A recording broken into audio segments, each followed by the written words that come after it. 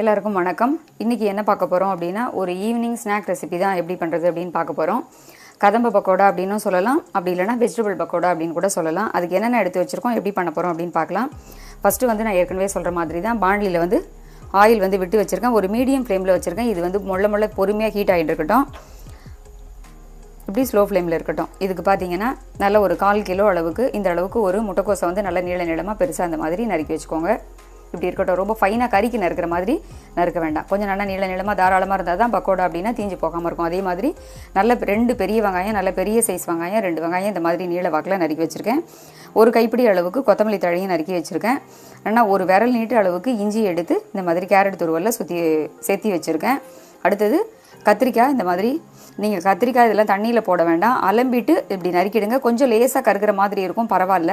அது மாதிரி நீள வாக்கிலே அதையும் நறுக்கிக்கோங்க. அதே மாதிரி நல்ல பெரிய கேரட்டு, ஒரு கேரட் இந்த மாதிரி நீளமாக உங்களுக்கு எவ்வளோ முடியுமோ ஃபைனாக அந்த மாதிரி நல்லா ஊசியாக நீளமாக இந்த அளவுக்கு ஒரு 2 இன்ச்சு அளவுக்கு நறுக்கிக்கோங்க. அதே மாதிரி நான் வந்து ஒரு அரை அளவுக்கு சவுச்சவ் எடுத்திருக்கேன். உங்களுக்கு குவான்டிட்டி நிறைய தேவை. இது வந்து ஒரு 4 பேர் தாராளமாக சாப்பிட்ற அளவுக்கு நான் வந்து நறுக்கியிருக்கேன். உங்களுக்கு இன்னும் கூடுதல் தேவை அப்படின்னா நீங்கள் அப்படியே இன்னும் கொஞ்சம் இன்க்ரீஸ் பண்ணிக்கலாம்.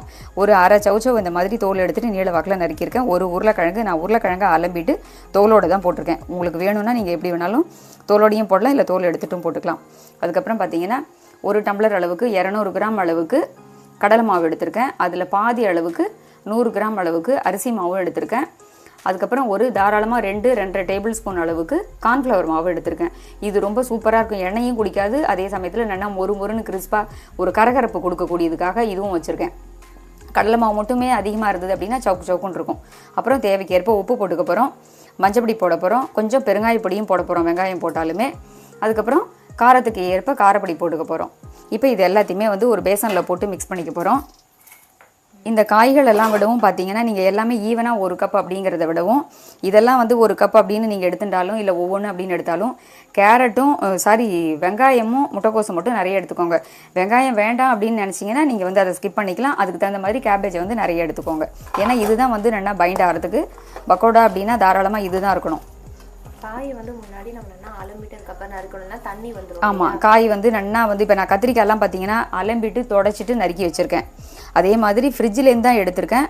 அந்த சில்னஸே வந்து இதில் இருக்கும். அதனால் தோலோட எடுத்து அலம்பிட்டு நல்லா தோலெல்லாம் செத்திட்டு இதையும் அந்த மாதிரி எல்லா காயுமே நல்லா அலம்பிட்டு அதுக்கப்புறம் ஒரு தடவை துணியால் தொடச்சிட்டு தான் நான் வந்து நறுக்கி வச்சுருக்கேன். ஏன்னா அதில் இருக்கிற ஈரமும் கார்ன்ஃப்ளவர் மாவு போடுறோங்கிறதுனால நிறைய தண்ணி தாங்காது.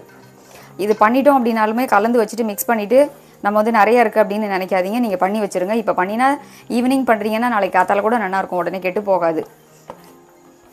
உடனே பண்ணிட்டோம். ஆமாம், இல்லைனா வந்து நமக்கு தண்ணி வந்து கொஞ்சம் தண்ணி விட்டுக்கிற மாதிரி இருக்கும். அதனால தான் நீங்கள் வந்து இது பொலன்னு இருக்கணும்.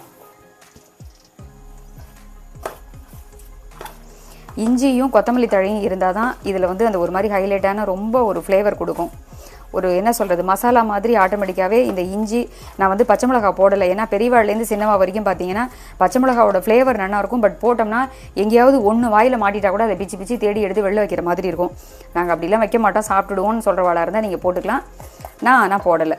பசங்களுக்கு கொடுக்குற போது வெறும் காரப்பொடி மட்டும் போட்டால் நல்லாயிருக்கும். கொஞ்சம் பாருங்களேன், எல்லாமே ஒரு கேரட், ஒரு கத்திரிக்காய் அப்படின்னா 100 கிராம் தான் இருக்கும். ஒரு இவ்வளோ பெரிய கத்திரிக்காய் எடுத்துட்டுருக்கேன். நீங்கள் இன்னும் இதில் குடமிளகா சேர்த்துக்கலாம்.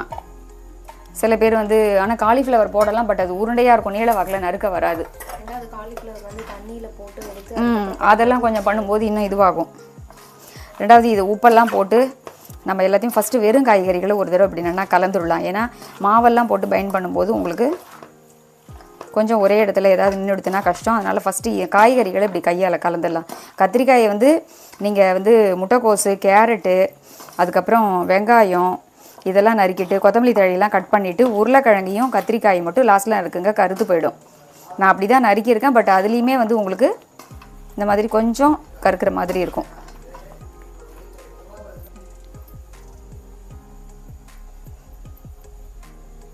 நான் வந்து இப்போ 200 கிராம் எடுத்திருக்கேன். இந்த அளவுக்கு நீங்கள் எடுத்துக்கோங்க. சப்போஸ் இன்னும் கொஞ்சம் தேவை அப்படின்னா கூட நம்ம போட்டுக்கலாம். ஆனால் இதுவே கரெக்டாக இருக்கும். தேவைன்னா கடல மாவு போடணுமா? அரிசி மாவு இன்னும் கொஞ்சம் சேர்த்துக்கலாம். கடல மாவு சேர்க்குறத விட அரிசி மாவு சேர்த்துட்டா கரகரன்னு இருக்கும். இதுவே கரெக்டாக தான் இருக்கும். இது வந்து கார்ன்ஃப்ளவர் மாவு வந்து 3 டேபிள் ஸ்பூன் அளவுக்கு நான் எடுத்துட்டுருக்கேன். கடல மாவு ஜாஸ்தி சேர்க்க இதுதான் ஆகும், ஒரு மாதிரி ஸ்பாஞ்சியாக ஆகிடும். காரம் வந்து உங்களுக்கு தேவைக்கேற்ப போட்டுக்கோங்க. நான் எப்போவுமே எங்களுக்கு ஜாஸ்தி காரம் எடுத்துக்கிறது இல்லை. ஒரு 1.5 ஸ்பூன் அளவுக்கு எடுத்துட்டுருக்கேன். நீங்கள் ஒரு டேபிள் ஸ்பூன் அப்படின்னா இந்த ஸ்பூனால் ஒரு 3 ஸ்பூன் எடுத்திங்கன்னா உங்களுக்கு வந்து ஒரு டேபிள் ஸ்பூன் அதோடக்கு வரும். தண்ணி வந்து நிறைய விட்டுறாதீங்க. கொஞ்சம் கொஞ்சமாக தான் தெளித்து தான் நம்ம மிக்ஸ் பண்ணணும். இப்போ இதிலே வந்து நம்ம பெருங்காயப்பொடி, லைட்டாக கலருக்காக கொஞ்சமாக மஞ்சப்பொடி. வெங்காயம் போடுறதுனால நிறைய பேர் பெருங்காயம் வேண்டான்னு நினைப்பா. இருந்தாலும் கொஞ்சம் போட்டால் அதோட வாசனையும் இருக்கும், நல்லாயிருக்கும். ஒரு 2 ஸ்பூன் கிட்ட போட்டிருக்கேன்.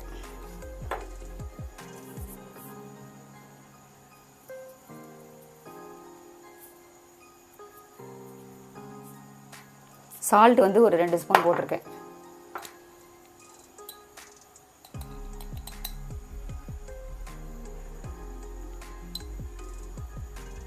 கொஞ்சமாக வந்து மஞ்சப்பொடி.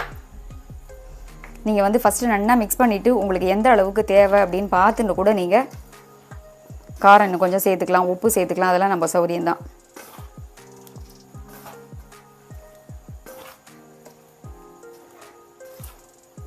இப்போ நான் வந்து இந்த மாதிரி போட்டிருக்கேன் இல்லையா, நீங்களும் இந்த மாதிரி போட்டு மிக்ஸ் பண்ணுங்கள். உங்களுக்கு காய்கறிகள் நிறையா இருக்குது, இன்னும் கொஞ்சம் மாவு இருந்தால் தேவைப்படும் அப்படின்னு நீங்கள் நினச்சிங்கன்னா இன்னும் கொஞ்சம் கடலை மாவு கூட சேர்த்துக்கலாம், இல்லை அரிசி மாவு சேர்த்துக்கலாம், இல்லை கொஞ்சம் கார்ன்ஃப்ளவர் மாவு, எல்லாத்துலேயும் கொஞ்சம் கொஞ்சம் கூட சேர்த்துக்கலாம்.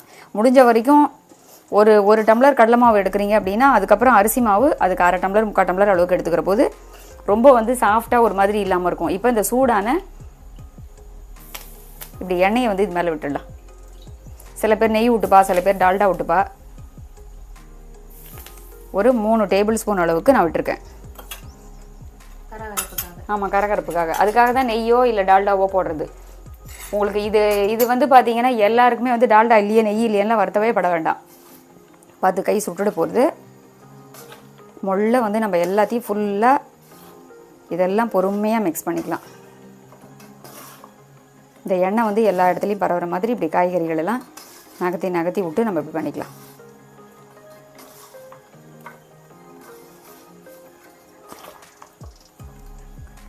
இப்போ நம்ம வந்து எல்லாத்தையும் நல்லா ஈவனாக காரப்பொடி உப்பு போட்டு எல்லாத்தையுமே நல்லா வந்து கீழே மேலே மிக்ஸ் பண்ணிட்டோம்.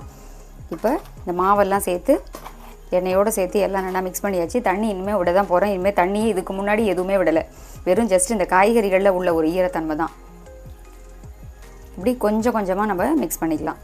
ஒரு 2 கைக்கு தான் விட்டுருக்கேன். இப்படி விட்டு பொலன்னு இருக்கணும். அதாவது ரொம்ப உதிராகவும் இல்லாமல் ரொம்ப குழணும் இல்லாமல் அந்த மாதிரி பார்த்து கொஞ்சம் கொஞ்சமாக தளித்து மிக்ஸ் பண்ணிக்கலாம். கீழே மேலே இந்த மாதிரி ஈவனாக.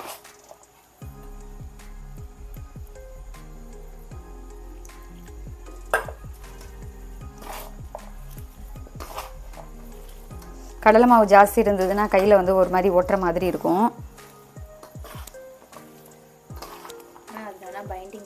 பைண்டிங் கொடுக்கும், உதிராமல் பைண்டிங் கொடுக்கும். நான் இப்போ ஒரு 200 கிராம் போட்டிருக்கேன்னு சொல்லியிருக்கேன். இப்போ இந்த அளவுக்கு இதை மிக்ஸ் பண்ணி காமிக்கிறேன். சப்போஸ் தேவைன்னா நம்ம இன்னும் கொஞ்சம் அரிசி மாவு கூட சேர்த்துக்கலாம். இல்லை வேணும்னா ஒரு 2 டேபிள் ஸ்பூன் மட்டும் கடலை மாவு சேர்த்து இன்னும் கொஞ்சம் அரிசி மாவு வேணால் சேர்த்துக்கலாம். இப்போ ஃபுல்லாக வந்து மிக்ஸ் பண்ணிட்டு பார்க்கலாம். ஒரு பிசுபிசுப்பு தன்மையோடு இந்த அளவுக்கு இருக்குது. எண்ணெய் வந்து காஞ்சிடுதுன்னு நினைக்கிறேன். எண்ணெய் வந்து காஞ்சிருக்கு. இந்த மாதிரி சிம்மில் இருக்கட்டும். ஸ்லோ ஃப்ளேமில் வச்சு பொறுமையாக நம்ம வந்து அப்படி அப்படியே எடுத்து இப்படி கொஞ்சம் கொஞ்சமாக உதுத்து விட்டுக்க வேண்டியதான்.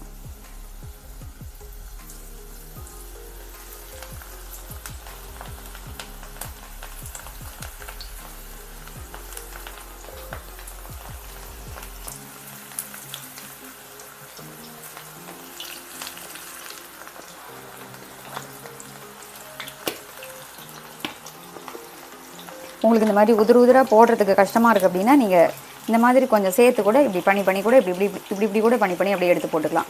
எப்படியும் கையில் வந்து இந்த ஈரத்தன்மை இருக்கு இல்லையா, கார்ன்ஃப்ளவர் மாவு இருக்கிறதுனால தான் உங்களுக்கு இந்த மாதிரி ஒரு பிசுபிசுப்பு தன்மையுமே இதில் இருக்குது.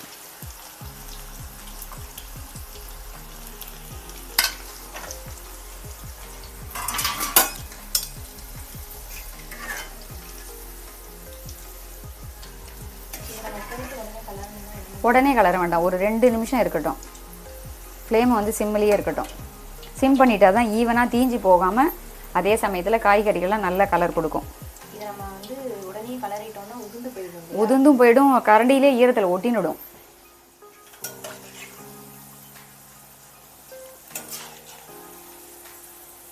உங்களுக்கு நல்லா மிக்ஸ் பண்ணும்போதே உங்களுக்கு தெரியும் எந்த அளவுக்கு நமக்கு மாவு வந்து கரெக்டாக இருக்குது அப்படிங்கிறது. சப்போஸ் உங்களுக்கு தேவை அப்படின்னா நீங்கள் இன்னும் ஒரு கை அளவுக்கு கடலை மாவோ கொஞ்சம் கார்ன்ஃப்ளவர் எல்லாமே 2 டேபிள் ஸ்பூன் அந்த மாதிரி ஈவனாகவே போட்டுக்கோங்க. கடலை மாவு மட்டுமே ஜாஸ்தி போடாதீங்க. திரும்பவும் உங்களுக்கு மாவு தேவை, காய்கறிகள் அதிகமாக இருக்குது அப்படின்னு நினச்சிங்கன்னா திரும்பவும் எந்த அளவுக்கு கடலை மாவு எடுக்கிறீங்களோ ஒரு 2 டேபிள் ஸ்பூன் கடலை மாவு, 2 டேபிள் ஸ்பூன் கார்ன்ஃப்ளவர் மாவு, அரிசி மாவு எல்லாமே ஈவனாக எடுத்துனீங்கன்னா கரெக்டாக இருக்கும். கடலை மாவு அதிகமாக எடுத்துன்னா நசுக்கு நசுக்குன்னு ஆகிடும். 2 பக்கம் இந்த மாதிரி நம்ம நல்லா திருப்பி திருப்பி விட்டு ஸ்லோ ஃப்ளேமில் வச்சு பொறுமையாக வந்து வடிச்சிட்டு எடுத்துக்கலாம். கொஞ்சம் உங்களுக்கு பபிள்ஸ் அடங்கி ஓசையெல்லாம் அடங்கிடும்.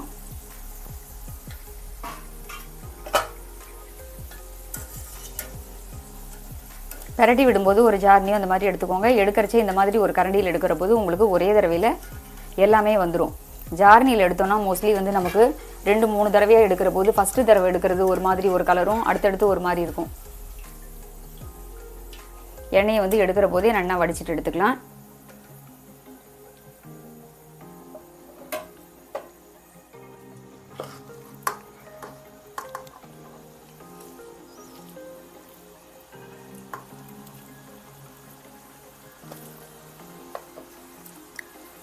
காய்கறிகளும் நீல வாக்கில் நறுக்கிற போது தான் நமக்கு வந்து வேகிற பக்குவமும் கரெக்டாக இருக்கும், தீஞ்சு போகாமல் இருக்கும்.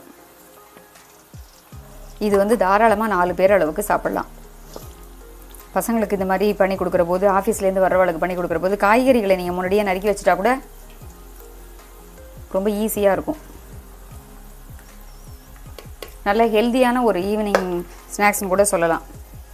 குடமிளகாயெல்லாம் பார்த்தீங்கன்னா அதிலே வந்து குடமிளகாயில் தண்ணி விட ஆரம்பிச்சிடும். அதனால் நம்ம வந்து தண்ணி மட்டும் தெளித்து நான் வந்து 3 கை தண்ணி தான் தெளிச்சிருக்கேன். நீங்கள் இந்த மாதிரி ஒரு ஸ்பூன் வச்சு அப்பப்போ வந்து கையில் வந்து கண்டிப்பாக வந்து பைண்டர்லாம் ஒட்டும். நம்ம வந்து எல்லாமே வந்து எல்லா பக்கோடாவும் போட்டு முடிச்சாச்சு. பார்க்கும்போதே உங்களுக்கு தெரியும் எவ்வளோ சூப்பராக இருக்குது அப்படின்னு. பாருங்கள், ரொம்ப கரெக்டான கலரில் ரொம்ப ரொம்ப சூப்பராக எல்லாருமே விரும்பி, சின்ன பசங்கள்லேருந்து பெரியவா வரைக்கும் விரும்பி சாப்பிடக்கூடிய அளவுக்கு ரொம்ப சூப்பராக இருக்குது. கொஞ்சம் ஆறட்டும் அப்படிங்கிறதுனால ஒன்று மேலே ஒன்றா போட்டால் ஒரு மாதிரி அடியில் வேர்த்துரும் அப்படிங்கிறதுனால கொஞ்சம் நான் தனித்தனியாக இந்த மாதிரி எடுத்து வச்சுருக்கேன். அவ்வளோதான், மற்றபடி எதுவும் இல்லை. இந்த மாதிரி 3 இதுவாக, ஏன்னா இதில் எடுத்துகிட்டு அதுக்கப்புறம் இதில் மாற்றி வச்சுருக்கேன். ரொம்ப சூப்பராக இருக்குது பாருங்கள். உதிர்ந்து போகாமல் இருக்குது. அதாவது கார்ன்ஃப்ளவர் மாவு போடுறோம், அதனால் என்ன ஆகுனா நாழி ஆக கொஞ்சம் லிக்விட் ஆகிற மாதிரி இருக்கும். அதனால தான் ஒவ்வொரு தடவையும் மாவை கீழே மேலே மிக்ஸ் பண்ணி எடுத்து நீங்கள் இப்படி பொலன்னு உதிரியாக போடாட்டா கூட எடுக்கிறது கஷ்டமாக இருக்குன்னு நினச்சிங்கன்னா இந்த மாதிரி அப்படி சும்மா அப்படி எடுத்து இப்படி ஒரு தட்டி இப்படி பண்ணி போட்டிங்கன்னா உங்களுக்கு பார்க்கும்போது கூடா தெரியுது பாருங்கள், உள்ளுக்குள்ளே கேப்போட. ரொம்ப சூப்பராக ஃபஸ்ட் கிளாஸாக ஒன்றே அப்படி வச்சு காமிக்கவா பாருங்கள். இப்படி லேயராக வரும், இந்த மாதிரி வரும். அதனால தான் ஒவ்வொரு தடவையும் மாவை மிக்ஸ் பண்ணும்போது உங்களுக்கு அந்த இப்படி உடைக்கிற போது அதில் ஒரு கற்குன்னு ஒரு சவுண்டு வரும். இந்த மாதிரி ரொம்ப சூப்பராக இருக்குது பாருங்கள். இந்த மாதிரி மெத்தடில் வந்து வெஜிடபிள் பக்கோடா வந்து நீங்களும் பண்ணி பாருங்கள். எப்படி இருக்குன்னு சொல்லுங்கள். இதே மாதிரி மறுபடியும் வேறொரு வீடியோவில் சந்திக்கிறேன்.